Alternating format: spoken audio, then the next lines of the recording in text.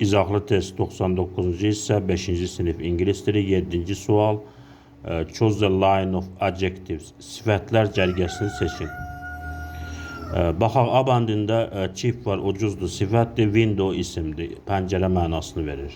A bəndi ola bilməz. B bəndində foot ayaq mənasını verir, isimdir. B bəndi də doğru deyil.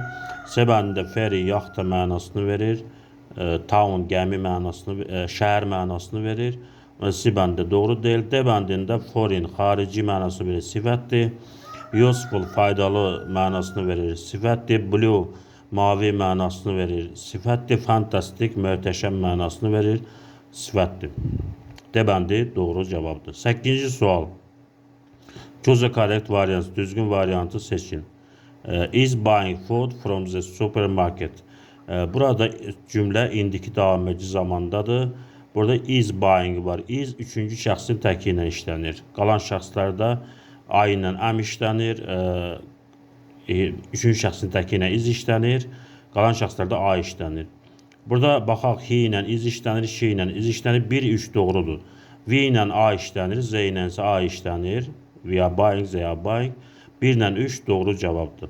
9-cu sual. Choose the sentence with the present continuous. İndiki davam edici zamanda olan cümləni seçin.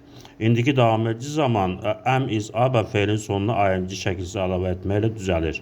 Baxaq, we are enjoying the hike. Biz piyada gəzintidən zövq alırıq. Burada indiki davam edici zamandadır. Birinci cümlə indiki davam edici zamandadır. 1 doğrudur. A bicycle has got two wheels. Velosipetin 2 təkəri var.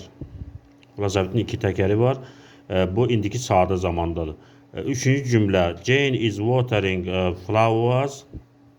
Jane gülləri sulayır. Is var, bir feilin sonunda ing var. İndiki davam edici zamandadır. Mike likes traveling. Mike səyahət etməyi xoşlayır. Bu da indiki sadə zamandadır. 1 ilə 3 indiki davam edici zamandadır. 1 ilə 3 doğrudur. 10-cu sual. Match the preposition to the sentence. Cümlələrə söz önlərini əlavə edin. You can ask stewardess help. Sən stewardessadan kömək üçün xahiş edə bilərsən. Burada ask for işlənir. You can ask stewardess for help. Kömək üçün for, üçün mənasını verir. Bir də A bəndi olacaq. 2-də I like traveling, maşınla səyahət etmək xoşlayıram. I like traveling by car. 2-də by işlənəcək. 3-də we spend our holidays on hikes. On hikes işlənəcək. 3-də D bəndi olacaq.